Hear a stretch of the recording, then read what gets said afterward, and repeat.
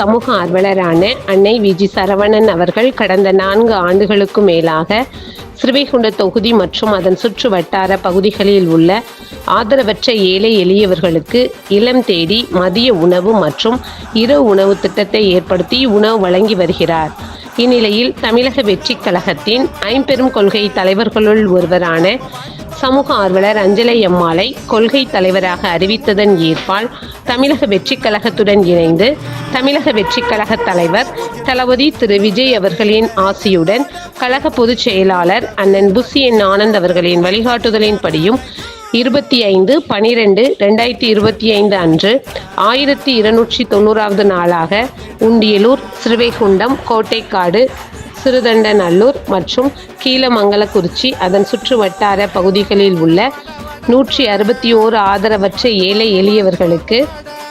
தமிழக வெற்றிக் கழகம் தூத்துக்குடி மேற்கு மாவட்டம் சமூக ஆர்வலரான அன்னை விஜி சரவணன் அவர்களின் சார்பில் அதன் சுற்று வட்டார பகுதிகளில் உள்ள 161 ஆதரவற்ற ஏழை எளியவர்களுக்கு தமிழக வெற்றிக் கழகம் தூத்துக்குடி மேற்கு மாவட்டம் சமூக ஆர்வலரான அன்னை விஜி சரவணன் அவர்களின் சார்பில் மதிய உணவாக முட்டையுடன் கூடிய